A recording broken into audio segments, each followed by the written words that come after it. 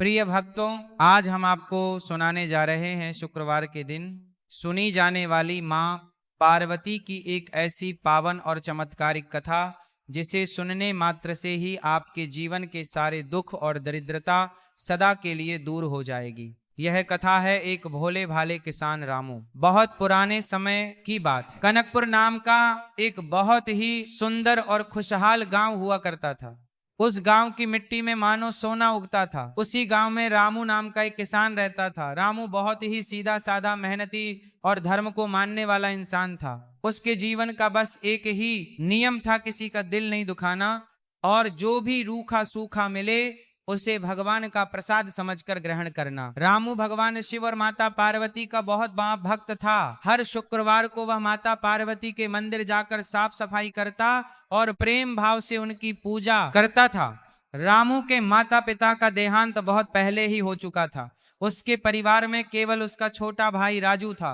रामू ने राजू को अपने बेटे की तरह पाला था। उसने खुद कभी अच्छे कपड़े नहीं पहने, लेकिन राजू की हर इच्छा पूरी की। रामू सोचता था कि मेरे माता पिता तो रहे नहीं, अब इस छोटे भाई का सहारा मैं ही हूँ। अगर मैं इसे किसी चीज की कमी होने दूंगा तो मेरी आत्मा मुझे कभी माफ नहीं करेगी। दोनों भाइयों में इतना प्रेम था कि गांव के लोग उनकी मिसाल दिया करते थे। लोग कहते थे कि भाई हो तो राम लक्ष्मण जैसे, यानी रामू और राजू। जैसे रामू के पास पुरखों की थोड़ी बहुत जमीन थी जिस पर वह दिन रात मेहनत करता था। उसकी मेहनत और माता पार्वती की कृपा से उसके खेत हमेशा हरे भरे रहते थे। समय का पहिया अपनी गति से चलता रहा। जब राजू बड़ा हुआ तो रामू ने बड़ी धूमधाम से उसकी शादी करवा दी। घर में नई बहू के आने से खुशियां और बढ़ गईं। रामू अपनी भाभी को भी अपनी बेटी समान ही मानता था। सब कुछ बहुत अच्छे से चल रहा था। रामू खेत में मेहनत करता और राजू घर के कामकाज और बाहर का सौदा सुलह देखता था। लेकिन कहते हैं ना कि जब समय अच्छा चल रहा हो तो किसी ना किसी की बुरी नजर लग ही जाती है। उस गांव में गिरधारी नाम का एक सेठ रहता था। गिरधारी बहुत ही अमीर था, लेकिन वह जितना अमीर था उससे कहीं ज्यादा लालची और कपटी था। उसे गांव के भोले भाले किसानों की जमीन हपने की बहुत बुरी आदत थी। वह लोगों को ब्याज पर पैसे देता और फिर धीरे धीरे उनकी जमीन अपने नाम करवा लेता था। गिरधारी सेठ की नजर बहुत दिनों से रामू और राजू के उपजाऊ खेतों पर थी। वह जानता था कि रामू की जमीन गांव में सबसे अच्छी जगह पर है और वहां की फसल भी सबसे शानदार होती है। सेठ गिरधारी कई बार रामू के पास आया और बोला, क्यों रामू, तुम इतनी मेहनत करते हो फिर भी कच्चे मकान में रहते हो। यह जमीन मुझे बेच दो, मैं तुम्हें मुंह मांगी कीमत दूंगा। तुम शहर जाकर कोई बड़ा व्यापार कर लेना। लेकिन रामू हर बार हाथ जोड़कर मना कर देता। वह कहता, सेठ जी ये जमीन मेरी माँ है, मेरे पुरखों की निशानी है। इसे बेचकर मैं शहर में क्या करूंगा?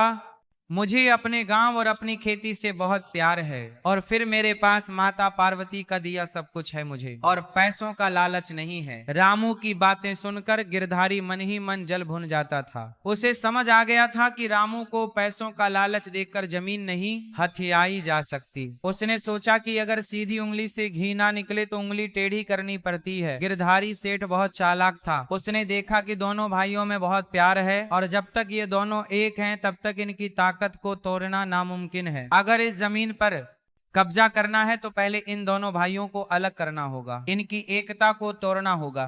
बस इसी बुरे इरादे से गिरधारी ने अपनी चाल चलनी शुरू कर दी। वह जानता था कि राजू अभी उम्र में छोटा है और उसे दुनियादारी की इतनी समझ नहीं है। साथ ही राजू के मन में अमीर बनने के सपने भी थे जिन्हें गिरधारी ने भांप लिया था। एक दिन जब रामू खेत पर काम कर रहा था तब गिरधारी सेठ ने राजू को रास्ते में रोक लिया।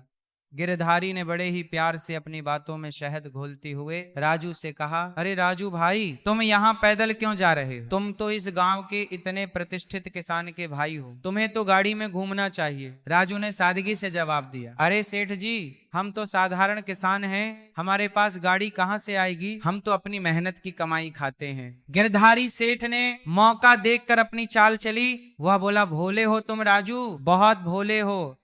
तुम दिन रात मेहनत करते हो लेकिन उसका सारा फायदा तो तुम्हारा बड़ा भाई रामू उठा रहा है। गांव में सब लोग रामू की ही तारीफ करते हैं। सब कहते हैं रामू बहुत मेहनती है, रामू बहुत धर्मात्मा है, तुम्हारा नाम तो कोई लेता ही नहीं। और तो और घर की सारी तिजोरी की चाबी भी तो रामू के पास ही रहती है। तुम्हें क्या मिलता है? बस 2 वक्त की रोटी और पहनने को साधारण कपड़े। राजू को सेठ की बातें थोड़ी अजीब लगी, लेकिन उसके मन में एक हल्का सा सवाल उठ गया। उसने कहा, नहीं सेठ जी, आप गलत सोच रहे हैं। भैया मुझे बहुत प्यार करते हैं, वो मेरे पिता समान है। गिरधारी जोर से हंसा और बोला, अरे पगले, पिता समान होना और पिता होने में बहुत फर्क होता है। अभी तुम बच्चे हो, इसीलिए तुम्हें समझ नहीं आ रहा। कल को जब तुम्हारे बच्चे होंगे तब क्या करोगे? क्या तब भी अपने भाई के आगे हाथ फैलाओगे? रामू तो चालाक है, वो संतों जैसा बनने का दिखावा करता है, लेकिन असली मालिक तो वही बना बैठा है। सोचो, अगर कल को उसने तुम्हें घर से निकाल दिया तो तुम कहाँ जाओगे? तुम्हारे हाथ में तो कुछ भी नहीं है। गिरधारी की इन जहरीली बातों का असर राजू पर धीरे धीरे होने लगा। जो राजू कल तक अपने भाई पर जान छिड़कता था, अब उसके मन में शक का एक छोटा सा बीज बो दिया गया था। गिरधारी ने जाते जाते एक और बात कही, देखो राजू, मैं तो तुम्हारा भला चाहता हूँ। तुम जवान हो, समझदार हो, अपना हक मांगना कोई बुरी बात नहीं होती। अगर तुम चाहो तो मैं तुम्हारी मदद कर सकता हूँ। तुम अपना हिस्सा अलग कर लो, फिर देखना तुम भी मेरी तरह सेठ बन जाओगे। तुम्हारे पास भी बड़ा घर होगा, नौकर चाकर होंगे। राजू उस दिन घर तो आ गया, लेकिन उसका मन बहुत अशांत था। रात को खाते वक्त वह बार बार रामू की तरफ देख रहा था। रामू ने बड़े प्यार से राजू से पूछा, क्या हुआ राजू, आज तू बहुत चुपचाप लग रहा है, तबीयत तो ठीक है ना तेरी? राजू ने नजरें चुराते हुए कहा, नहीं भैया, सब ठीक है, बस काम की थकान है। लेकिन उसके दिमाग में गिरधारी सेठ की बातें घूम रही थीं। उसे अब रामू का प्यार भी दिखावा लगने लगा था। उसे लगने लगा कि शायद सेठ सही कह रहा है, मैं जीवन भर बस भाई की नौकरी ही करता रहूंगा। क्या मेरा अपना कोई वजूद नहीं होगा? अगले कुछ दिनों तक गिरधारी सेठ लगातार राजू से मिलता रहा। वह जब भी मौका मिलता राजू के कान भरता। वह उसे बताता कि कैसे शहर के लोग मजे कर रहे हैं और राजू यहाँ गांव में सड़ रहा है। धीरे धीरे राजू का व्यवहार बदलने लगा। वह अब रामू से ठीक से बात नहीं करता। खेत के काम में भी उसका मन नहीं लगता था। वह घर में छोटी छोटी बातों पर छाछने लगा था। रामू को समझ नहीं आ रहा था कि अचानक उसके हंसते खेलते भाई को क्या हो गया है। एक शाम की बात है, शुक्रवार का दिन था। रामू माता पार्वती के मंदिर से पूजा करके लौटा था। उसके हाथ में प्रसाद था। उसने घर में आकर राजू को आवाज दी। राजू और राजू देखा आज माता रानी का कितना सुंदर श्रृंगार हुआ था, ये ले प्रसाद खा ले। लेकिन आज राजू का रूप कुछ और ही था। वह आंगन में खाट पर बैठा था और उसके चेहरे पर गुस्सा साफ दिखाई दे रहा था। उसने रामू की तरफ देखा और प्रसाद लेने से मना कर दिया। उसने कड़े शब्दों में कहा, भैया मुझे प्रसाद नहीं चाहिए, मुझे आज आपसे एक जरूरी बात करनी है। रामू घबरा गया। उसने ऐसा रूप राजू का पहले कभी नहीं देखा था। उसने पूछा, क्या बात है राजू, तुम मुझसे किस बात पर नाराज है? क्या मुझसे कोई गलती हो गई है? राजू खड़ा हो गया और बोला, गलती की बात नहीं है भैया, बात हक की है। मैं अब और आपके साए में नहीं जीना चाहता। मैं अब बच्चा नहीं हूं, मेरी भी शादी हो गई है, मेरा भी अपना परिवार है। मुझे अब अपना हिस्सा चाहिए। मुझे इस घर और जमीन का बंटवारा चाहिए। बंटवारा, यह शब्द रामू के कानों में पिघले हुए शीशे की तरह पड़ा। उसे अपने कानों पर विश्वास नहीं हुआ। जिस भाई को उसने गोद में खिलाया, जिसे कभी जमीन पर पैर नहीं रखने दिया, आज वही भाई उससे अलग होने की बात कर रहा है। रामू की आंखों से आंसुओं की धारा बह निकली। वह दौड़कर राजू के पास गया और उसके कंधे पर हाथ रखकर बोला, ये तू क्या कह रहा है राजू बंटवारा? अरे ये सब तो तेरा ही है, मेरा क्या है? मैं तो बस इस घर का रखवाला हूं। तेरे और मेरे बीच में यह दीवार क्यों खड़ी कर रहा है? किसने तुझे बहकाया है? लेकिन राजू पर तो गिरधारी सेठ की बातों का जादू चल चुका था। उसने रामू का हाथ झटक दिया और बोला, देखो भैया, मुझे जज्बाती मत बनाओ। मैं अब आपकी मीठी बातों में नहीं आने वाला। मुझे पता है कि आप यह सब इसलिए कह रहे हैं ताकि सारी जायदाद पर खुद कब्जा जमाए रखो। अगर आप सच में मुझे प्यार करते हो तो मुझे मेरा हिस्सा दे दो। मैं अपनी जिंदगी अपने तरीके से जीना चाहता हूँ। रामू सन्न रह गया। उसका दिल चकनाचूर हो गया था। उसे जमीन के टूटने का दुख नहीं था, उसे दुख इस बात का था कि उसका भाई टूट गया, उसका विश्वास टूट गया था। घर के कोने में खड़ी रामू की पत्नी और राजू की पत्नी भी ये सब देख रही थी। रामू की पत्नी की आंखों में आंसू थे, जबकि राजू की पत्नी भी चुपचाप सर झुकाए खड़ी थी। रामू ने खुद को संभाला, उसने अपनी आंसुओं को पोंछा और भारी मन से कहा, ठीक है राजू, अगर तेरी यही मर्जी है तो ऐसा ही होगा। मैं तुझे कभी दुखी नहीं देख सकता। अगर तुझे अलग होकर ही खुशी मिलती है तो मैं तैयार हूं, लेकिन याद रखना मेरे भाई, लकीरें जमीन पर खींचती हैं, दिलों में नहीं। मेरे लिए तू हमेशा मेरा छोटा भाई ही रहेगा।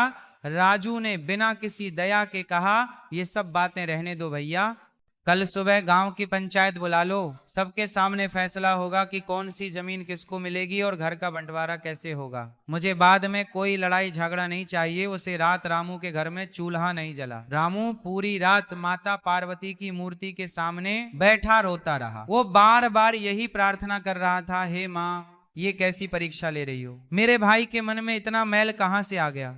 मैंने तो कभी उसका बुरा नहीं चाहा। हे माँ जगदम्बा, मुझे शक्ति देना कि मैं इस दुख को सहन कर सकूं। उधर गिरधारी सेठ को जब यह खबर मिली कि राजू ने बंटवारे की मांग कर दी है तो वह खुशी से फूला नहीं समाया। उसकी चाल कामयाब हो गई थी। वह जानता था कि अब असली खेल शुरू होगा। उसने सोच लिया था कि बंटवारे के समय वो ऐसी चाल चलेगा कि अच्छी जमीन राजू के हिस्से में आए और बेकार जमीन रामू को मिले, और फिर बाद में वो राजू को बेवकूफ बनाकर वो जमीन भी हथिया लेगा। अगली सुबह पूरे गांव में खबर फैल गई कि रामू और राजू के बीच बंटवारा होने वाला है। गांव के लोग हैरान थे। किसी को यकीन नहीं हो रहा था कि राम और लक्ष्मण जैसी ये जोड़ी टूट रही है। सब लोग रामू के घर के बाहर जमा होने लगे। पंचायत बुलाई गई। सरपंच और गांव के बड़े बुजुर्ग वहां आ गए। गिरधारी सेठ भी सबसे आगे आकर बैठ गया, जैसे कि वह राजू का सबसे बड़ा शुभचिंतक हो। पंचायत शुरू हुई। सरपंच ने पूछा, हाँ भाई रामू, सुना है कि तुम दोनों भाई अलग होना चाहते हो, क्या यह सच है? रामू ने हाथ जोड़कर भरी हुई आवाज में कहा, जी सरपंच काका, राजू की यही इच्छा है और उसकी इच्छा मेरे लिए आदेश है। सरपंच ने राजू की तरफ देखा, क्यों राजू, क्या तुम सच में अलग होना चाहते हो? सोच लो बेटा, मिलजुल कर रहने में जो बल है वह अलग होने में नहीं। राजू ने गिरधारी सेठ की तरफ देखा। सेठ ने आंखों ही आंखों में उसे इशारा किया। राजू ने तन कर कहा, जी काका, मैंने सोच लिया है, मुझे अपना हिस्सा चाहिए। अब सवाल यह था कि बंटवारा कैसे हो। घर और जमीन का बंटवारा होना था। रामू के पास गांव के पास वाली उपजाऊ जमीन थी और दूसरी तरफ गांव से दूर नदी के उस पार वाली जमीन थी जो पथरीली और बंजर थी। घर भी काफी बड़ा था, जिसमें आगे का हिस्सा पक्का और हवादार था, जबकि पीछे का हिस्सा पुराना और थोड़ा जर्जर था। गिरधारी सेठ ने बीच में दखल देते हुए कहा, देखो सरपंच जी, बंटवारा एकदम बराबर होना चाहिए, लेकिन क्योंकि राजू छोटा है और अभी गृहस्थी में नया है तो उसे चुनने का पहले मौका मिलना चाहिए। बड़े भाई का फर्ज है कि वह छोटे को अच्छी चीज दे। रामू तुरंत बोल पड़ा, मैं तैयार हूं राजू, जो भी हिस्सा चाहेगा मैं खुशी उसे दे दूंगा, मुझे कोई शिकायत नहीं होगी। रामू का यह त्याग देखकर गांव वालों की आंखें नम हो गई, लेकिन राजू की आंखों पर तो लालच का पर्दा पड़ा था। उसने गिरधारी के सिखाए अनुसार तुरंत कहा, ठीक है, मुझे गांव के पास वाली उपजाऊ जमीन चाहिए और घर का आगे वाला पक्का हिस्सा चाहिए। गांव वाले यह सुनकर सन्न रह गए। यह तो सरासर अन्याय था। गांव के पास वाली जमीन की कीमत बहुत ज्यादा थी और वह बहुत उपजाऊ थी, जबकि दूसरी जमीन पर खेती करना लोहे के चने चबाने जैसा था और घर का भी अच्छा हिस्सा राजू मांग रहा था। सरपंच ने कहा, अरे राजू, ये क्या मांग रहे हो? अगर तुम सारी अच्छी चीजें ले लोगे तो तुम्हारा बड़ा भाई क्या करेगा? उसे भी तो जीने का सहारा चाहिए। लेकिन रामू ने सरपंच को रोक दिया। उसने एक ऐसी बात कही जिसने सबका दिल जीत लिया, लेकिन साथ ही सबकी आंखों में आंसू भी ला दिए। रामू बोला, नहीं काका, राजू को मत रोकिए, उसे जो चाहिए वो उसे दे दीजिए। मेरे हाथ पैर सलामत हैं, मैं मेहनत कर लूंगा। अगर मेरा भाई खुश है तो मैं बंजर जमीन पर भी सोना उगा लूंगा, बस माता पार्वती की कृपा मुझ पर बनी रहे। और इस तरह उस दिन वह मनहूस बंटवारा हुआ। कागज तैयार किए गए। रामू ने बिना एक शब्द पढ़े उस पर अंगूठा लगा दिया। राजू को सबसे अच्छी जमीन और पक्का मकान मिल गया। रामू के हिस्से में आई नदी पार की पथरीली बंजर जमीन और घर का पीछे वाला टूटा फूटा हिस्सा। गिरधारी सेठ मन ही मन अपनी जीत पर मुस्कुरा रहा था। उसने भाई को भाई से अलग कर दिया था और रामू को सड़क पर ला खड़ा किया था, लेकिन गिरधारी और राजू यह नहीं जानते थे कि रामू के पास दुनिया की सबसे बड़ी दौलत थी और वह थी सब्र और माता पार्वती का आशीर्वाद। रामू को नहीं पता था कि आने वाला समय उसके लिए कितनी कठिन परीक्षाएं लेकर आने वाला है, लेकिन उसने अपना सब कुछ मां के चरणों में सौंप दिया था। पंचायत खत्म हो चुकी थी। गांव के लोग अपने अपने घरों को लौट रहे थे, लेकिन उनकी जुबान पर बस एक ही चर्चा थी कि कैसे एक भाई ने दूसरे भाई के साथ इतना बड़ा अन्याय किया। लोग राजू और गिरधारी सेठ को कोस रहे थे और रामू की महानता की बातें कर रहे थे, लेकिन रामू के लिए अब इन बातों का कोई मतलब नहीं था। फैसला हो चुका था और रामू ने उसे पूरी तरह से स्वीकार कर लिया था। सूरज ढल रहा था। जैसे रामू के पुराने खुशहाल जीवन का सूरज भी आज अस्त हो गया हो। रामू और उसकी पत्नी सुमित्रा ने अपने थोड़े बहुत कपड़े और बर्तन समेटे। जिस घर के मुख्य द्वार से वे हमेशा शान से गुजरते थे, आज उसी घर के पिछले दरवाजे से उन्हें अपने ही घर के टूटे हुए हिस्से में जाना पड़ रहा था। घर का पिछला हिस्सा बरसों से बंद पड़ा था। वहां ना तो ढंग की छत थी और ना ही फर्श। दीवारों पर काई जमी हुई थी और कोनों में मकड़ी के जाले लगे हुए थे। जगह जगह से प्लास्टर झड़ रहा था। सुमित्रा की आंखों से आंसू नहीं रुक रहे थे। उसने रामू की तरफ देखा और बोली, जी हम यहाँ कैसे रहेंगे? यहाँ तो सांस लेना भी मुश्किल है। बरसात में तो यहाँ पानी टपकता होगा क्या? इसी दिन के लिए हमने राजू को पाल पोस कर बड़ा किया था। रामू ने एक गहरी सांस ली और सुमित्रा के आंसू पोंछते हुए बोला, सुमित्रा रो मत, ये समय रोने का नहीं, हिम्मत रखने का है। हो सकता है माता पार्वती हमारी परीक्षा ले रही हो। अगर हम सुख में भगवान को याद करते हैं तो दुख में उनसे शिकायत क्यों करें? ये टूटा फूटा ही सही, पर अब यही हमारा आशियाना है। हम इसे अपनी मेहनत से फिर से स्वर्ग बना देंगे। रामू की बातों से सुमित्रा को थोड़ी हिम्मत मिली। दोनों पति पत्नी ने मिलकर उसी वक्त सफाई शुरू कर दी। उन्होंने जाले हटाए, फर्श को धोया और टूटी हुई खिड़कियों पर पुराने कपड़े लगाकर हवा को रोकने का इंतजाम किया। रात होते होते उन्होंने उस कबाड़ खाने जैसे कमरे को रहने लायक बना लिया था। उस रात उनके पास पकाने के लिए ज्यादा कुछ नहीं था, बस सूखी रोटियां और नमक था। रामू ने वही खाया और माता का नाम लेकर जमीन पर बिछी चटाई पर सो गया। उसे नींद नहीं आ रही थी। उसकी आंखों में आने वाले कल की चिंता थी, लेकिन दिल में एक अजीब सा सुकून भी था कि उसने अपने भाई के लिए सब कुछ त्याग दिया। अगली सुबह शुक्रवार था। रामू हमेशा की तरह ब्रह्म मुहूर्त में उठ गया। उसने स्नान किया और घर के कोने में माता पार्वती की एक छोटी सी तस्वीर रखकर दिया जलाया। उसने हाथ जोड़कर प्रार्थना की, हे जगत जननी माँ, आज से मेरा एक नया संघर्ष शुरू हो रहा है। मेरे पास ना तो अच्छी जमीन है, ना धन है और ना ही कोई बल। मेरा बस एक ही बल है और वह है आपका आशीर्वाद। मुझे इतनी शक्ति देना माँ की मैं उस बंजर जमीन का सीना चीरकर अनाज उगा सकूं। मुझे कभी किसी के आगे हाथ ना फैलाना पड़े। पूजा करने के बाद रामू अपनी कुदाली और फावड़ा लेकर नदी के पार अपनी जमीन की ओर चल दिया। गांव के लोग उसे जाता देख रहे थे। कुछ लोगों ने उसे टोका भी, अरे रामू भाई कहाँ जा रहे हो उस बंजर जमीन पर? वहां तो घास का तिनका भी नहीं उगता, वहां जाकर क्यों अपनी हड्डियां तोड़ रहे हो? रामू बस मुस्कुरा दिया और बोला, मेहनत करना किसान का धर्म है काका, फल देना धरती माता और भगवान के हाथ में है। नदी पार करके जब रामू अपने खेत पर पहुंचा तो उसका दिल एक पल के लिए बैठ गया। वह जमीन नहीं पत्थरों का ढेर थी। वहां दूर दूर तक सिर्फ झाड़ियां, कटीले पौधे और बड़े बड़े पत्थर नजर आ रहे थे। जमीन इतनी सख्त थी कि उस पर चलना भी मुश्किल था। बरसों से वहां किसी ने हल नहीं चलाया था। धूप तेज हो रही थी और उस वीरान जगह पर रामू बिल्कुल अकेला खड़ा था, लेकिन रामू ने हार नहीं मानी। उसने अपनी पत्थर माली के सारे जगह पर रामू ने यूस में अपनी करतम कुदाल उठाई और जमीन पर पहला वार किया। खटाक की आवाज आई। कुदाल जमीन में धंसने के बजाय पत्थर से टकराकर उछल गई। रामू के हाथों में झनझनाहट हो गई। जमीन लोहे जैसी सख्त थी। उसने फिर से वार किया। फिर से वही हुआ। रामू पसीने से लथपथ हो गया था। 1 घंटे की मेहनत के बाद वह मुश्किल से एक छोटी सी क्यारी जितनी जगह भी साफ नहीं कर पाया था, उसके हाथों में छाले पड़ गए थे और उन छालों से अब खून रिसने लगा था। दोपहर हो गई थी। सुमित्रा उसके लिए खाना लेकर आई। उसने जब रामू की हालत देखी तो उसका कलेजा मुंह को आ गया। रामू का पूरा शरीर धूल और पसीने में सना था और हाथों से खून बह रहा था। सुमित्रा दौड़कर उसके पास गई और बोली, बस करो जी, बस करो, ये जमीन खेती लायक नहीं है, हम कहीं मजदूरी कर लेंगे, लेकिन मैं आपको यूं तिल तिल मरते नहीं देख सकती। रामू ने सुमित्रा के हाथ से पानी का लोटा लिया, एक घूंट पिया और बोला, नहीं सुमित्रा, किसान का बेटा हूं, मजदूरी नहीं करूंगा। मेरे पिताजी कहते थे कि धरती कभी बांझ नहीं होती, बस उसे प्यार और मेहनत की जरूरत होती है। मैं इस जमीन को हारने नहीं दूंगा, ये मेरे हिस्से की जमीन है, मेरी माँ है, मैं इसे हरी भरी करके ही दम लूंगा। रामू का दृढ़ निश्चय देखकर सुमित्रा ने भी अपनी साड़ी का पल्ला कमर में कस लिया। वह बोली, ठीक है, अगर आप नहीं मानेंगे तो मैं भी नहीं मानूंगी, मैं भी आपके साथ काम करूंगी।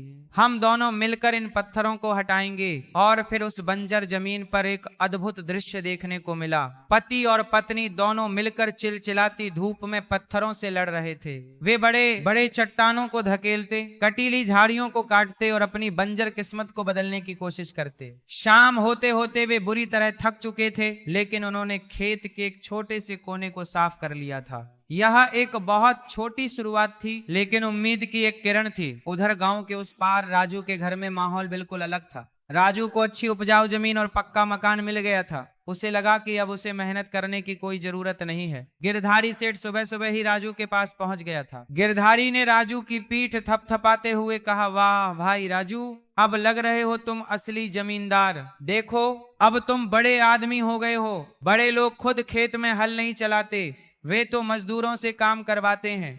तुम्हारे पास इतनी अच्छी जमीन है, इतना पैसा है, तुम क्यों धूप में काले हो गए? मैं तुम्हें कुछ अच्छे मजदूर भिजवा दूंगा, वे तुम्हारा सारा कम कर देंगे। तुम बस आराम से हुक्का पियो और खाट पर लेटे रहो। राजू को गिरधारी की बातें बहुत पसंद आई। उसे लगा कि गिरधारी सही कह रहा है। उसने सोचा, भैया तो मूर्ख थे जो दिन भर बैल की तरह खटते रहते थे। अब मैं मालिक हूँ, मैं शान से रहूंगा। राजू ने खेत पर जाना बंद कर दिया।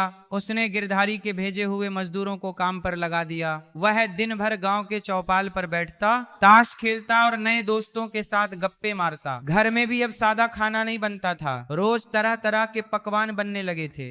राजू को यह नई आजादी और अमीरी का नशा चढ़ने लगा था। उसे यह समझ नहीं आ रहा था कि जो पैसा आ नहीं रहा, बस जा रहा है, वह एक दिन खत्म भी होगा। गिरधारी सेठ यही चाहता था। उसने राजू को शराब और जुए की लत लगाने के लिए अपने कुछ चमचे उसके पीछे लगा दिए थे। वे लोग राजू की झूठी तारीफ करते और उससे पैसे खर्च करवाते। राजू को लगता कि वह गांव का राजा बन गया है। वह अपने भाई रामू के बारे में एक पल भी नहीं सोचता था कि वह किस हाल में होगा। कुछ दिन बीत गए। रामू और सुमित्रा रोज सुबह उठते, माता पार्वती की पूजा करते और फिर उस बंजर जमीन पर जाकर हाड़ तोड़ मेहनत करते। उनकी मेहनत का असर दिखने लगा था। उन्होंने खेत से काफी पत्थर हटा दिए थे, लेकिन असली समस्या अभी भी बाकी थी। पानी, वह जमीन नदी के उस पार थी, लेकिन ऊंचाई पर थी। वहां तक नदी का पानी लाना बहुत मुश्किल काम था और बिना पानी के बीज डालना बेकार था। शुक्रवार का दिन था। रामू खेत में कुदाल चला रहा था कि अचानक उसकी कुदाली एक बड़े पत्थर के नीचे फंस गई। उसने पूरी ताकत लगाकर पत्थर को हिलाया। पत्थर तो नहीं हिला, लेकिन रामू का पैर फिसल गया और वह धड़ाम से गिर पड़ा। उसका सिर एक नुकीले पत्थर से टकराया और खून की धार बह निकली। रामू दर्द से कराह उठा। उसे लगा कि अब सब खत्म हो गया।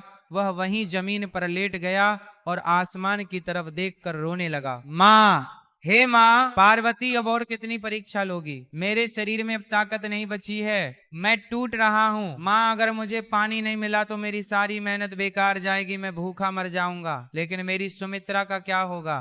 दया करो माँ, दया करो। रामू की आंखों से आंसू और सिर से खून दोनों धरती पर गिर रहे थे। वह दर्द और थकान से बेहोश होने लगा था। तभी एक चमत्कार हुआ। या शायद यह रामू की अटूट भक्ति का फल था। जिस पत्थर को हटाने की कोशिश में रामू गिरा था, उसे पत्थर के नीचे की जमीन थोड़ी गीली नजर आई। बेहोशी की हालत में भी रामू की नजर उस गीली मिट्टी पर पड़ी। उसे लगा शायद यह उसका भ्रम है। उसने अपनी धुंधली आंखों को साफ किया और ध्यान से देखा। हाँ, वहां मिट्टी गीली थी। रामू के शरीर में जैसे बिजली दौड़ गई। वह अपना दर्द भूल गया। उसने फिर से कुदाल उठाई और पागलों की तरह उस पत्थर के आसपास की मिट्टी खोदने लगा। जय मां पार्वती, जय मां पार्वती, वह जोर जोर से चिल्लाने लगा। सुमित्रा जो खेत के दूसरे कोने पर लकड़ियां बीन रही थी, उसकी आवाज सुनकर दौड़ती हुई आई। उसने देखा कि रामू पागलों की तरह जमीन खोद रहा है और उसका सर लहूलुहान है। सुमित्रा घबरा गई। जी, ये क्या कर रहे हो? आपको चोट लगी है? सुमित्रा देख, पानी, यहाँ नीचे पानी है। रामू चिल्लाया। उसने और जोर से खोदा और तभी पत्थर के नीचे से पानी की एक पतली सी धार फूट पड़ी। वह कोई साधारण पानी नहीं था, वह अमृत समान शीतल और साफ जल था। ऐसा लग रहा था मानो सूखी धरती की प्यास बुझाने के लिए मां गंगा स्वयं प्रकट हो गई हो। रामू और सुमित्रा उस पानी को देखकर रो पड़े। यह खुशी के आंसू थे। उस बंजर, पथरीली और सूखी जमीन पर पानी का निकलना किसी चमत्कार से कम नहीं था। रामू ने उस पानी को अपनी अंजुली में भरा और सबसे पहले उसे अपने माथे से लगाया, फिर सुमित्रा को पिलाया और फिर खुद पिया। उस पानी ने जैसे उनके अंदर नई जान फूंक दी हो। देखा सुमित्रा, मेरी मां ने मेरी सुन ली।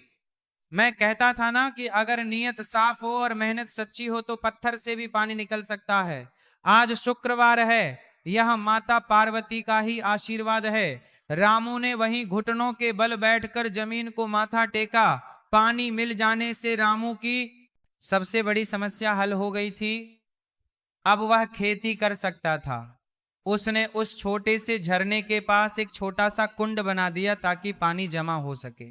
अब रामू के पास जमीन थी, पानी था और मेहनत करने का जज्बा था। उसने तय किया कि वह इस बार ऐसी फसल उगाएगा जो कनकपुर गांव ने पहले कभी नहीं देखी होगी। लेकिन रामू की राह अभी भी आसान नहीं थी। उसके पास बीज खरीदने के लिए पैसे नहीं थे। घर का राशन भी खत्म होने वाला था। जो थोड़ा बहुत पैसा बचा था वह बंटवारे के समय हुए खर्च में चला गया था। रामू जानता था कि गिरधारी सेठ के पास जाने का मतलब है शेर के मुंह में सिर देना, और राजू से वह मांगना नहीं चाहता था। शाम को घर लौटते समय रामू गांव के बाजार से गुजरा। उसकी नजर बीज की दुकान पर पड़ी। दुकानदार एक भला आदमी था, लेकिन उधार देने में कतराता था। रामू भारी कदमों से दुकान पर गया और बोला, सेठ जी, मुझे कुछ बीज चाहिए थे। उधार पर फसल कटते ही चुका दूंगा। दुकानदार ने रामू को ऊपर से नीचे तक देखा। उसके कपड़े फटे हुए थे और सर पर पट्टी बंधी थी। दुकानदार ने रूखा सा जवाब दिया, रामू भाई, जमाना खराब है, तुम्हारे पास तो अब अच्छी जमीन भी नहीं है। उस बंजर जमीन पर क्या उगा होगा, और अगर कुछ नहीं उगा तो मेरा पैसा कैसे चुकाओगे? माफ करना, मैं उधार नहीं दे सकता। रामू निराश होकर लौट आने ही वाला था कि तभी पीछे से एक आवाज आई, इसे जो भी बीज चाहिए दे दो, पैसे मैं दूंगा। रामू ने मुड़कर देखा। वहां गांव का एक बुजुर्ग खड़ा था जिसे लोग बाबा कहकर बुलाते थे। वह कोई अमीर आदमी नहीं थे, बस एक साधु स्वभाव के व्यक्ति थे जो मंदिर में रहते थे। रामू ने कहा, नहीं बाबा, मैं आपसे पैसे कैसे ले सकता हूं? बाबा मुस्कुराए और बोले, बेटा रामू, ये कर्ज नहीं है, ये मेरा विश्वास है। मैंने तुझे और तेरी पत्नी को उस पथरीली जमीन पर खून पसीना बहाते देखा है। मुझे पता है कि तेरी मेहनत बेकार नहीं जाएगी, लेकिन यह बीज ले जा और दिखा दे दुनिया को कि किसान की मेहनत क्या कर सकती है। रामू की आंखों में फिर से आंसू आ गए। उसे लगा कि आज साक्षात भगवान किसी न किसी रूप में उसकी मदद कर रहे हैं। वह बीज लेकर घर आया। उधर राजू की हालत धीरे धीरे बिगड़ने लगी थी। गिरधारी सेठ के बताए मजदूरों ने काम तो किया, लेकिन उन्होंने खेत में खाद और पानी का सही ध्यान नहीं रखा। राजू तो खेत देखने भी नहीं जाता था। मजदूरों ने बेमन से काम किया और फसल कमजोर होने लगी। ऊपर से राजू के खर्चे इतने बढ़ गए थे कि उसने अपनी जमा पूंजी खर्च करनी शुरू कर दी थी। गिरधारी सेठ अब राजू को उधार देने की पेशकश करने लगा था। अरे राजू भाई, चिंता क्यों करते हो? पैसे की जरूरत हो तो मुझसे ले लो, फसल काटने पर दे देना, हम तो भाई जैसे हैं। गिरधारी ने जाल फेंका और नासमझ राजू ने उस जाल में पैर रख दिया। उसने गिरधारी से कुछ पैसे उधार ले लिए ताकि वह अपनी शान शौकत बरकरार रख सके। ये राजू की बर्बादी की पहली सीढ़ी थी। समय बीतता गया, मौसम बदला, बारिश का मौसम आया। रामू के खेत में जहां कभी सिर्फ पत्थर थे, अब हरियाली की एक चादर बिछ गई थी। रामू ने दिन रात एक करके कंकड़ कंकड़ चुन कर फेंका था। उसने सब्जियों की खेती की थी क्योंकि अनाज उगने में वक्त लगता था। उसकी तोरई, लौकी और करेले की बेलें इतनी शानदार थी कि देखने वाले देखते रह जाते थे। उस बंजर जमीन की मिट्टी ने रामू के पसीने का कर्ज चुका दिया था। लेकिन असली परीक्षा अभी बाकी थी। एक रात भयानक तूफान आया। हवा इतनी तेज थी कि पेड़ उखड़ने लगे, बिजली कड़क रही थी और मूसलाधार बारिश हो रही थी। रामू और सुमित्रा अपने टूटे फूटे घर में बैठे कांप रहे थे। छत से पानी टपक रहा था, लेकिन रामू को घर की चिंता नहीं थी। उसे चिंता थी अपनी फसल की। वह जानता था कि यह तूफान उसकी महीनों की मेहनत को एक झटके में बर्बाद कर सकता है। रात गहरी होती जा रही थी और तूफान का शोर बढ़ता ही जा रहा था। बादलों की गर्जना ऐसी थी मानो आसमान फट पड़ेगा। रामू के टूटे फूटे घर की छत से पानी की धार बहने लगी थी। सुमित्रा घर के एक कोने में सिकुड़ कर बैठी थी, जहां पानी नहीं टपक रहा था। लेकिन रामू का मन घर में नहीं, अपने खेत में था। वह बार बार दरवाजे की झाड़ी से बाहर बिजली की चमक में अपने खेत की दिशा में देखने की कोशिश कर रहा था। रामू की आंखों में नींद का नामो निशान नहीं था। उसने अपनी पत्नी से कहा, सुमित्रा, ये बारिश नहीं, ये मेरी परीक्षा बरस रही है। अगर मेरी फसल बह गई तो हम फिर से वहीं आ जाएंगे जहां से शुरू किया था। नहीं, उससे भी बुरे हाल में, क्योंकि अब तो हमारे पास कोई जमा पूंजी भी नहीं बची है। सुमित्रा ने कांपते हुए कहा, जी आप चिंता मत कीजिए। माता पार्वती ने अगर पत्थर से पानी निकाला है तो वह उस पानी से हमारी फसल डूबने नहीं देगी। विश्वास रखिए, दिया बुझा नहीं है, अभी भी जल रहा है। और सच में तेज हवा के झोंकों के बावजूद माता पार्वती की तस्वीर के सामने जल रहा मिट्टी का वह छोटा सा दिया अपनी लौ को बचाए हुए था। यह देख रामू को थोड़ा सहारा मिला। वह पूरी रात ओम नमः शिवाय का जाप करता रहा। सुबह हुई, तूफान शांत हो चुका था, लेकिन तबाही के निशान हर जगह थे। गांव में कई लोगों के कच्चे छप्पर उड़ गए थे, पेड़ रास्तों पर गिरे पड़े थे। रामू सबसे पहले उठा और भागता हुआ नदी के पार अपने खेत की ओर गया। उसका दिल जोर जोर से धड़क रहा था। उसे डर था कि कहीं उसे वहां सिर्फ कीचड़ और बर्बाद हुई फसल ना मिले। जैसे ही रामू खेत पर पहुंचा, वह जो नजारा देखा उसे अपनी आंखों पर यकीन नहीं हुआ। आसपास की झाड़ियां उखड़ गई थी, कई पेड़ गिर गए थे, लेकिन रामू की सब्जियों की बेलें सुरक्षित थी। यह कैसे संभव हुआ? रामू ने ध्यान से देखा। असल में उसकी जमीन पथरीली और ढलान वाली थी। बारिश का सारा अतिरिक्त पानी पत्थरों के बीच से बहकर नीचे निकल गया था। पानी खेत में जमा ही नहीं हुआ था, इसलिए पौधों की जड़ें गली नहीं थी। और जो बड़े बड़े पत्थर रामू ने खेत की मेड़ पर लगाए थे, उन्होंने तेज हवा को रोक लिया था, जिससे कोमल बेलें टूटने से बच गईं। रामू घुटनों के बल बैठ गया और आसमान की ओर हाथ जोड़कर रो पड़ा। तेरी लीला अपरंपार है मां। जिसे दुनिया बंजर और बेकार जमीन कहती थी, आज उसी पथरीली जमीन ने मेरी फसल को बचा लिया। अगर मेरे पास समतल जमीन होती तो आज पानी भरने से सब कुछ सड़ जाता। तू जो करती है अच्छे के लिए करती है। रामू खुशी खुशी अपनी लौकी, तोरई और भिंडी तोड़ने लगा। सब्जियां इतनी ताजी और अच्छी थी कि देखने वाले का मन ललचा जाए। उसने अपनी टोकरी भरी और उसे सर पर रखकर गांव की मंडी की तरफ चल दिया। रास्ते में उसने देखा कि राजू के खेत पानी से लबालब भरे हुए हैं। राजू की जमीन नीची थी और वहां जल निकासी का कोई रास्ता नहीं था। घुटनों तक पानी भरा था और धान की फसल पूरी तरह बिछ गई थी। जो पौधे बचे थे वे पानी में डूबकर सड़ने लगे थे। रामू का दिल अपने भाई का नुकसान देखकर दुख गया। वह एक पल के लिए रुका, सोचा कि राजू के पास जाए, लेकिन फिर उसे राजू के कड़वे शब्द याद आ गए। उसने सोचा अभी जाऊंगा तो उसे लगेगा कि मैं उसके जले पर नमक छिड़कने आया हूं। रामू भारी मन से आगे बढ़ गया। मंडी में रामू की सब्जियों की धूम मच गई। गांव के बाकी किसानों की फसल तूफान में खराब हो गई थी, इसलिए मंडी में सब्जियों की कमी थी। ऐसे में रामू की ताजी और बिना दाग वाली सब्जियां हाथों हाथ बिक गई। सेठ और व्यापारियों ने उसे मुंह मांगे दाम दिए। उसे दिन रामू की जेब में इतने पैसे आए जितने उसने पिछले कई महीनों में नहीं देखे थे। घर लौटते समय रामू ने सबसे पहले माता पार्वती के लिए प्रसाद खरीदा, फिर सुमित्रा के लिए एक नई साड़ी ली, क्योंकि उसकी पुरानी साड़ी जगह जगह से फट चुकी थी, और घर के लिए महीने भर का राशन लिया। वह उस बुजुर्ग बाबा के पास भी गया जिन्होंने उसे बीज दिए थे और उनके पैसे चुकाकर उनका आशीर्वाद लिया। जब रामू घर पहुंचा और सुमित्रा के हाथ में पैसे और राशन रखा तो सुमित्रा की रुलाई फूट पड़ी।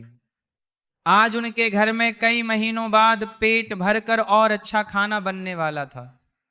सुमित्रा ने कहा, देखो जी, सत्य परेशान हो सकता है लेकिन पराजित नहीं। आपकी मेहनत रंग लाई। उसे शाम रामू के टूटे घर में उत्सव जैसा माहौल था।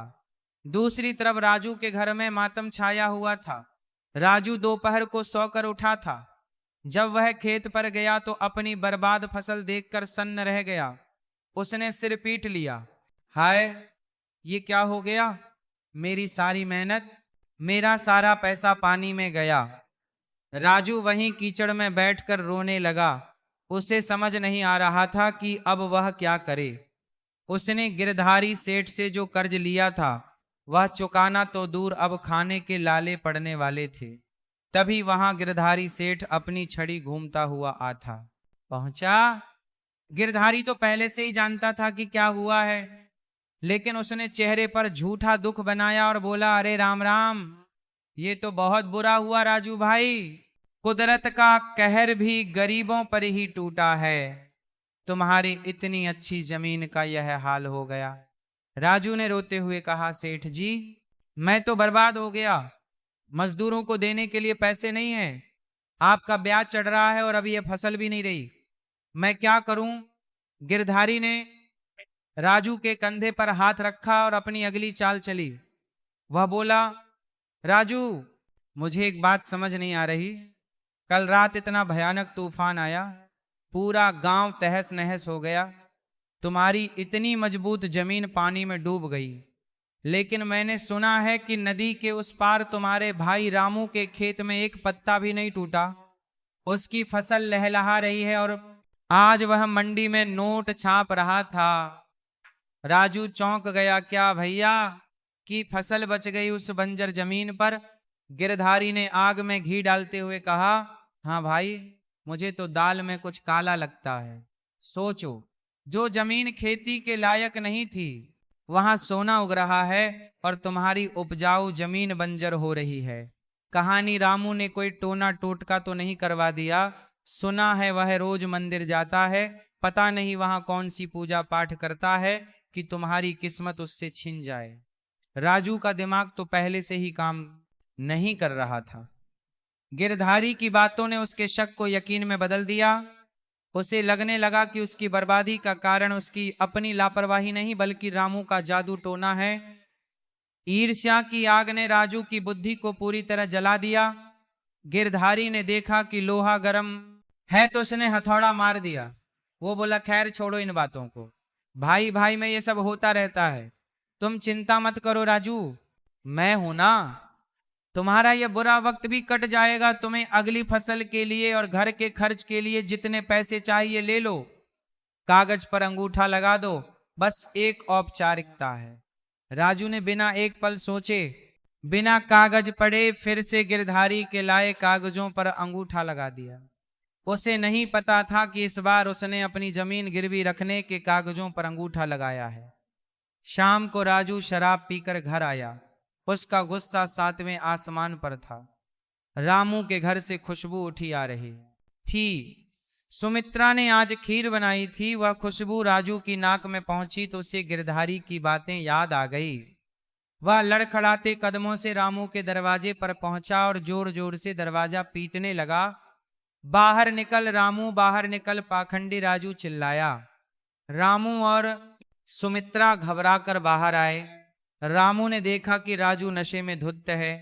उसने राजू को संभालने की कोशिश की। राजू, ये क्या हालत बना रखी है, घर जा, आराम कर। राजू ने रामू को धक्का दे दिया। दूर रह मुझसे, तू बहुत बड़ा भगत बनता है ना। अब समझ में आया तेरी तरक्की का राज। तूने काला जादू किया है मेरे खेत पर, तूने मेरी किस्मत बांधी है। तू चाहता है कि मैं बर्बाद हो जाऊं और फिर तेरे पैरों में गिरूं, लेकिन मैं ऐसा नहीं होने दूंगा। रामू सन्न रह गया। जिस भाई के लिए वह रोज दुआ मांगता था, वो आज उसे जादू टोना करने वाला कह रहा था। गांव के कुछ लोग भी तमाशा देखने जमा हो गए थे। रामू ने शांत स्वर में कहा, राजू, तुझे नशा चढ़ गया है। तुझे नहीं पता तू क्या बोल रहा है। यह काला जादू नहीं, यह माता पार्वती की कृपा और पसीने की कमाई है। तूने मेहनत नहीं की, दूसरों के भरोसे खेती छोड़ दी, इसलिए तेरा नुकसान हुआ। इसमें मेरा क्या दोष। चुप कर, ज्ञान मत दे मुझे। राजू चिल्लाया, आज से तेरा और मेरा रिश्ता पूरी तरह खत्म। और सुन ले गांव वालों, यह रामू साधु नहीं, ढोंगी है। इसने मेरी जमीन पर नजर लगा दी है। राजू वहां से गालियां देता हुआ चला गया। रामू वहीं दरवाजे पर खड़ा रहा। उसकी आंखों में आंसू थे। सुमित्रा ने उसका हाथ पकड़ा और अंदर ले गई। रामू ने उस रात खीर का एक निवाला भी नहीं खाया। उसे अपनी जीत की खुशी नहीं, भाई की हार का गम था। अगले दिन शुक्रवार था। रामू मंदिर गया। उसका मन बहुत भारी था। वो मूर्ति के सामने बैठा और बोला, माँ, तूने मुझे धन दिया, फसल दी, लेकिन मेरा भाई मुझसे और दूर हो गया। ये कैसी परीक्षा है मुझे। मेरा भाई वापस चाहिए। माँ, उसे सही रास्ता दिखा। उसे गिरधारी सेठ के चंगुल से बचा ले। उधर गिरधारी सेठ अपनी हवेली में बैठा खुश हो रहा था। उसके मुनीम ने पूछा, सेठ जी, अब आगे क्या करना है। गिरधारी ने हुक्का गुड़गुड़ाते हुए कहा, काम हो गया है। राजू ने अपनी जमीन गिरवी रख दी है। अब बस एक और खराब फसल का इंतजार है। उसके बाद वह जमीन मेरी होगी। और जहां तक रामू की बात है, उसे भी मैं इस गांव से निकलवा कर ही दम लूंगा। अब मैं एक ऐसी चाल चलूंगा कि गांव वाले खुद रामू को धक्के मारकर गांव से निकाल देंगे। गिरधारी ने एक बहुत ही घिनौनी योजना बनाई थी। गांव के मंदिर में सोने के आभूषण थे जो माता पार्वती को पहनाए जाते थे। गिरधारी ने सोचा कि अगर वह चोरी करवा दे और इल्जाम रामू पर लगा दे तो रामू की इज्जत भी जाएगी और उससे जेल भी होगी। और चूंकि मंदिर की चाबी पुजारी के अलावा रामू के पास भी रहती थी, क्योंकि वह सफाई करता था, इसलिए शक उस पर आसानी से जाएगा। अमावस की काली रात थी। पूरा कनकपुर गांव गहरी नींद में सो रहा था। आसमान में एक भी तारा नहीं चमक रहा था, मानो आज की रात कोई बहुत बड़ा अनर्थ होने वाला हो। गिरधारी सेठ की हवेली के पीछे वाले दरवाजे से एक साया निकला। यह कालिया था, गिरधारी का सबसे भरोसेमंद और चालाक नौकर। उसके हाथ में एक पोटली थी और चेहरे पर एक काली नकाब। उसे गिरधारी ने एक ही काम सौंपा था, मंदिर से मां पार्वती के गहने चुराना और इल्जाम रामू के सर मढ़ना। कालिया दबे पांव मंदिर की ओर बढ़ा। मंदिर गांव के बीचों बीच था। वहां सन्नाटा पसरा हुआ था। कालिया ने अपनी जेब से एक चाबी निकाली। ये मंदिर की नकली चाबी थी जो गिरधारी ने पुजारी जी की चाबी का सांचा लेकर बहुत पहले ही बनवा ली थी। कालिया ने धीरे से ताला खोला। कच्छ की हल्की सी आवाज हुई और दरवाजा खोला गया। अंदर मां पार्वती की मूर्ति के सामने घी का दिया टिमटिमा रहा था। कालिया एक पल के लिए सहम गया। उसे लगा मानो मां की मूर्ति उसे घूर रही है, लेकिन लालच और मालिक का डर उसके मन पर हावी था। उसने जल्दी जल्दी मां के गले से सोने का हार, हाथों के कंगन और मुकुट उतार लिया।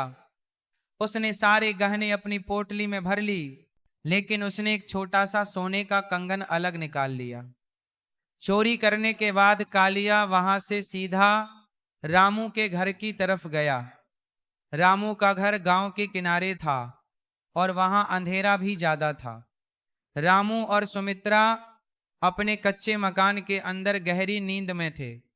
कालिया ने बड़ी सावधानी से बिना कोई आवाज किए वह सोने का कंगन रामू के घर के बाहर छप्पर में खोस दिया, जहां आसानी से किसी की नजर पड़ जाए, लेकिन ऐसा लगे कि उसे छिपा कर रखा गया है।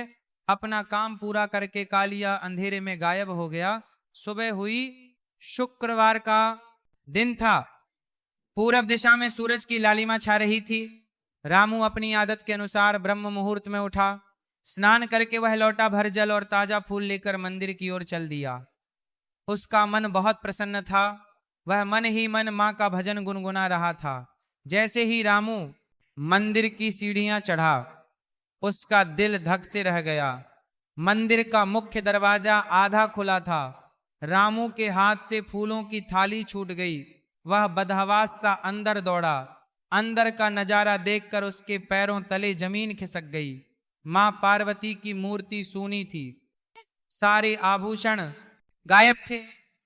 अनर्थ हो गया, घोर अनर्थ हो गया। रामू जोर जोर से चिल्लाने लगा। उसने मंदिर का घंटा इतनी जोर से बजाया कि उसकी आवाज पूरे गांव में गूंज गई। दौड़ो, कोई आओ, मां के गहने चोरी हो गए। घंटे की आवाज सुनकर गांव वाले हड़बड़ा कर जागे। लोग बदहवास होकर मंदिर की तरफ दौड़े। सरपंच, पुजारी और गांव के बाकी लोग वहां जमा हो गए। पुजारी जी ने जब मूर्ति को बिना गहनों के देखा तो वे वहीं बैठकर रोने लगे। हे मां, यह किस पापी ने किया? हमारे गांव पर यह कैसा कलंक लग गया? तभी भीड़ को चीरते हुए गिरधारी सेठ वहां पहुंचा। वह नाटक करते हुए बोला, क्या हुआ? इतना शोर क्यों मचा है? अरे राम राम, मां के गहने चोरी हो गए। ये कैसे हो सकता है? मंदिर का ताला तो टूटा नहीं है, चाबी से खोला गया है। गिरधारी की यह बात सुनकर सब सन्न रह गए। सबने देखा कि ताला सचमुच टूटा नहीं था, उसे चाबी से खोला गया था।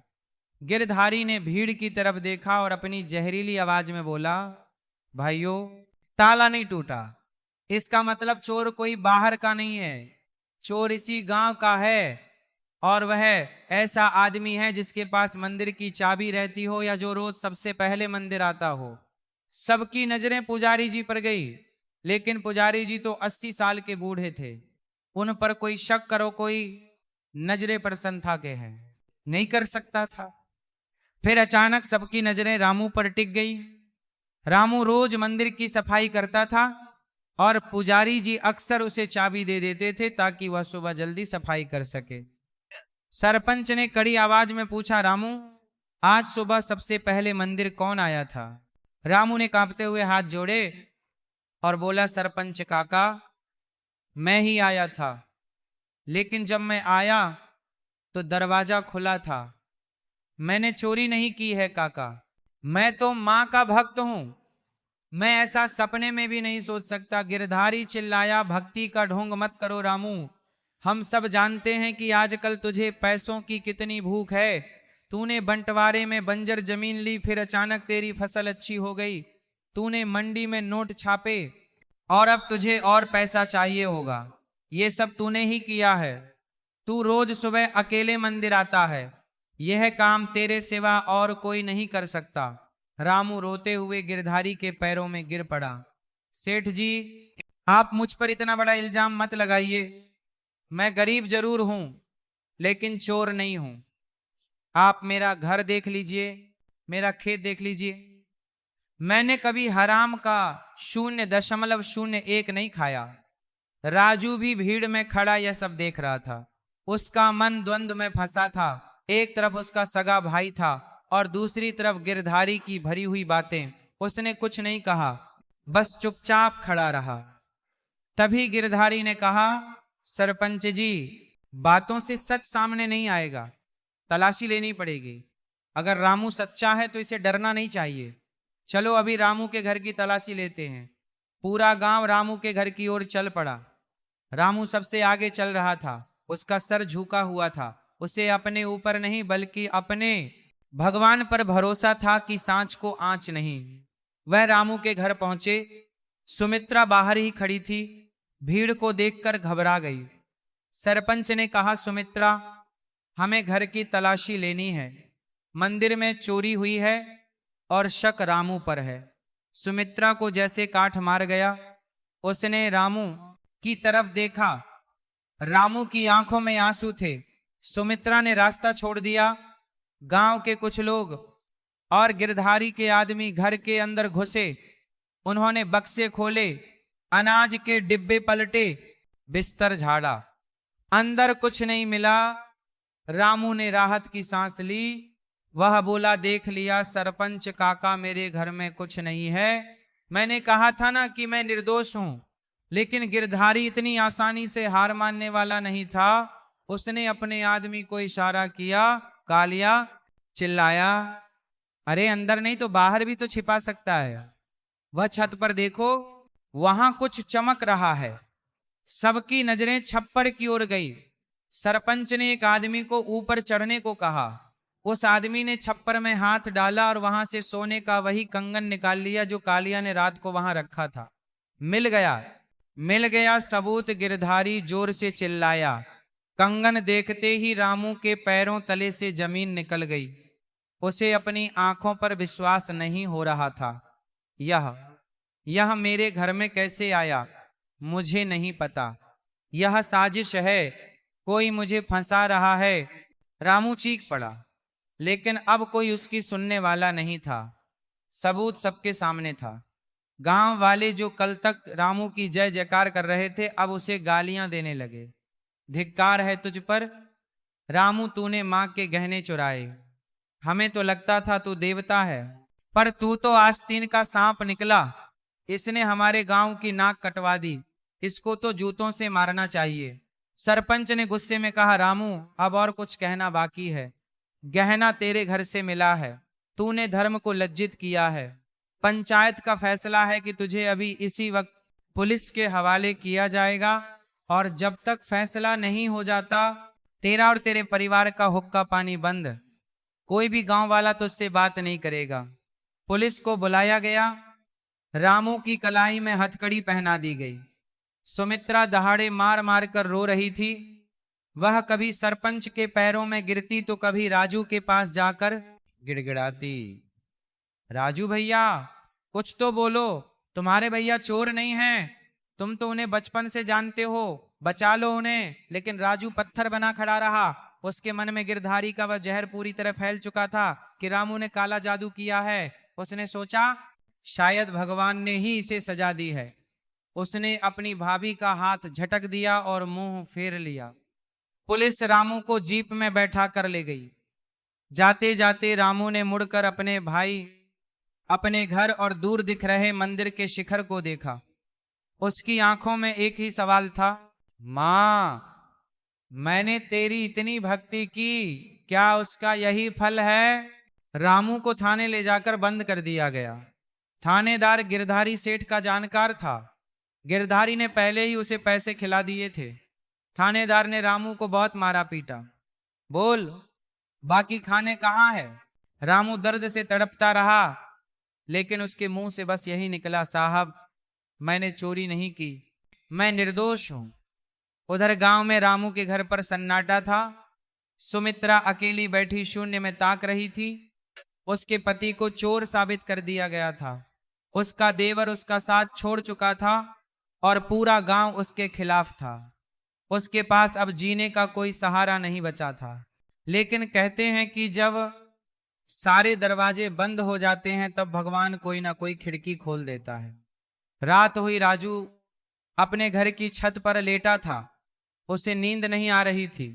बार बार उसकी आंखों के सामने रामू का रोता हुआ चेहरा आ रहा था। तभी उसे नीचे गली से कुछ लोगों के बात करने की आवाज आई। वह गिरधारी सेठ और कालिया की आवाज थी। वह राजू के घर के पीछे वाले सुनसान रास्ते से गुजर रहे थे। शायद उन्हें लगा कि इतनी रात को सब सो रहे होंगे। राजू कान लगाकर सुनने लगा। गिरधारी हंसते हुए कह रहा था, वाह कालिया, क्या कम किया है तूने। मान गए तेरी सफाई को। रामू अब चक्की पीसता रहेगा और उसकी वह जमीन, वह भी बहुत जल्द मेरी हो जाएगी। बस एक बार रामू को लंबी सजा हो जाए।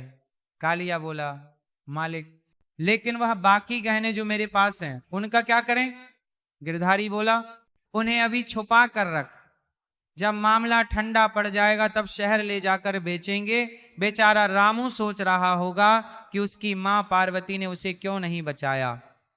उसे क्या पता कि असली खेल तो गिरधारी ने खेला है। यह सुनकर राजू के पैरों तले जमीन खिसक गई। उसे ऐसा लगा जैसे किसी ने उसके सर पर हथौड़ा मार दिया हो। हे भगवान, ये मैंने क्या कर दिया।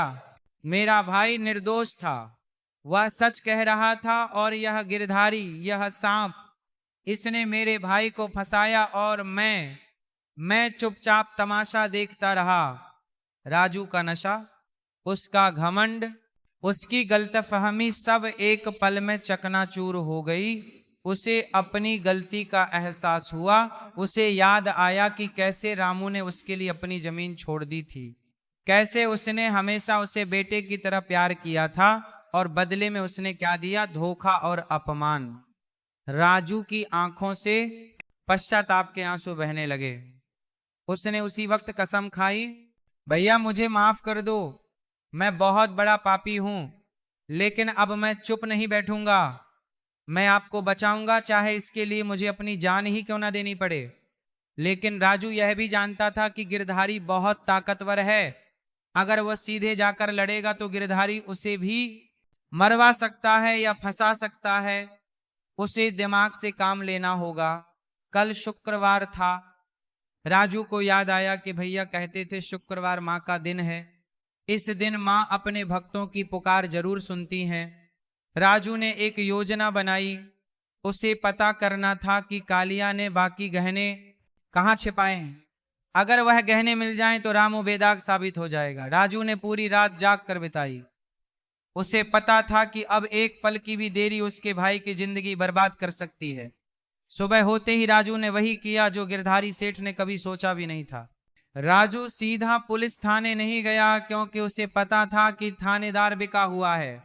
वह सीधा गांव के सरपंच के घर गया और उनके पैरों में गिर पड़ा। राजू ने रोते हुए सरपंच को सारी सच्चाई बता दी कि कैसे उसने गिरधारी और कालिया की बातें सुनी थीं। सरपंच एक नेक इंसान थे, लेकिन उन्हें सबूत चाहिए था। राजू ने कहा, काका मुझे बस एक मौका दीजिए। मुझे पता है कि कालिया आज सुबह उन गहनों को जगह बदलने वाला है। अगर हम अभी गिरधारी के पुराने गोदाम के पीछे छिप जाएं, तो हम उन्हें रंगे हाथों पकड़ सकते हैं। सरपंच ने राजू की आंखों में सच्चा पछतावा देखा। उन्होंने गांव के कुछ भरोसेमंद नौजवानों को बुलाया, को साथ लिया और चुपके से गिरधारी के गोदाम के पीछे जा छिपे। थोड़ी ही देर में वहां कालिया आया। वह इधर उधर देख रहा था कि कहीं कोई उसे देख तो नहीं रहा। वह गोदाम के कोने में रखे भूसे के ढेर को हटाने लगा। वहां एक गड्ढा खुदा हुआ था। कालिया ने उसे गड्ढे से गहनों की पोटली निकाली। तभी वहां गिरधारी सेठ भी आ पहुंचा। गिरधारी ने हंसते हुए कहा, शाबाश कालिया, अब इन गहनों को शहर ले जा और गलाकर बेच दे। रामू तो अब जेल में सड़ता रहेगा और वह जमीन बहुत जल्द नीलाम होकर मेरे पास आ जाएगी। कालिया ने कहा, हाँ मालिक, आपकी चाल तो कमाल की थी। रामू को भनक भी नहीं लगी और वह चोर बन गया। जैसे ही कालिया ने यह बात कही, राजू सरपंच और गांव के लोग अपने गांव से बाहर निकल आए। पकड़ लो इन पापियों को। सरपंच ने कड़क कर आदेश दिया। गिरधारी और कालिया हक्के बक्के रह गए। इससे पहले कि वे भाग पाते, गांव के नौजवानों ने उन्हें दबोच लिया। सरपंच ने गिरधारी के गाल पर एक जोरदार तमाचा मारा और कहा, शर्म नहीं आई तुझे गिरधारी? तूने एक निर्दोष और भक्त आदमी को फंसाया और मां के गहने चुराए। तेरे पाप का घड़ा अब भर चुका है। राजू ने कालिया के हाथ से गहनों की पोटली छीन ली और उसे सरपंच के हवाले कर दिया। सबूत सबके सामने था। गांव वालों ने गिरधारी और कालिया की जमकर धुनाई की और फिर उन्हें रस्सियों से बांधकर थाने ले गए। जब थानेदार ने देखा कि पूरा गांव और सरपंच साथ हैं और सबूत भी मिल गया है, तो उसे मजबूरन गिरधारी और कालिया को गिरफ्तार करना पड़ा। उसी वक्त रामू को सम्मान के साथ जेल से रिहा कर दिया गया। रामू को समझ भी बाबर पर मां पर नहीं आ रहा था कि अचानक क्या हुआ। जब वह थाने से बाहर आया तो उसने देखा कि राजू वहां खड़ा है। उसकी आंखों में आंसू हैं और नजरें झुकी हुई हैं। रामू को देखते ही राजू दौड़कर उसके पैरों में गिर पड़ा और फूट फूट कर रोने लगा। भैया मुझे माफ कर दो, मैं अंधा हो गया था। मैंने लालच में आकर अपने ही भगवान जैसे भाई पर शक किया। आप मुझे जो चाहे सजा दे दो, मार लो, लेकिन मुझे अपने से दूर मत करो भैया। रामू की आंखों से भी आंसू बह निकले। उसने तुरंत राजू को उठाया और गले से लगा लिया। रामू ने रोते हुए कहा, पगले, भाई भी कभी भाई से नाराज होता है क्या? तू तो मेरा बच्चा है। सुबह का भूला अगर शाम को घर आ जाए तो उसे भूला नहीं कहते। ये सब तो माता पार्वती की परीक्षा थी। देख, मां ने सब ठीक कर दिया। सत्य की जीत हुई। दोनों भाइयों का मिलन देखकर वहां मौजूद हर इंसान की आंखें नम हो गई।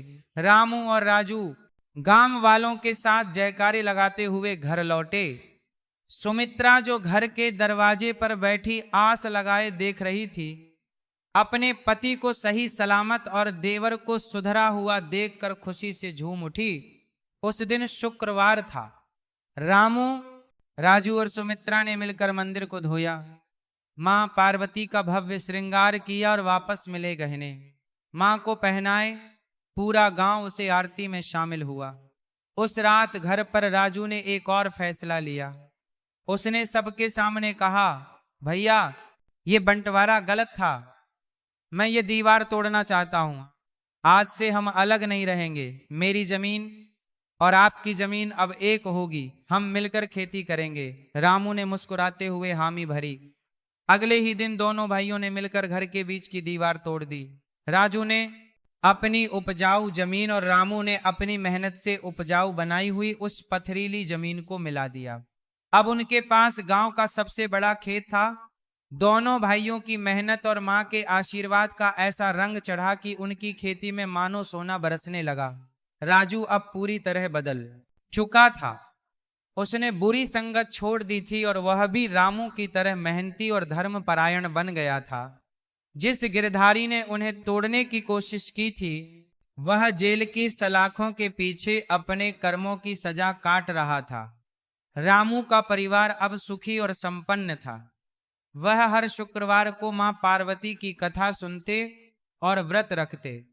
रामू अक्सर गांव के लोगों से कहता, जीवन में चाहे कितना भी अंधेरा हो, अगर आपका मन साफ है और ईश्वर पर अटूट विश्वास है तो दुख के बादल छटने में देर नहीं लगती।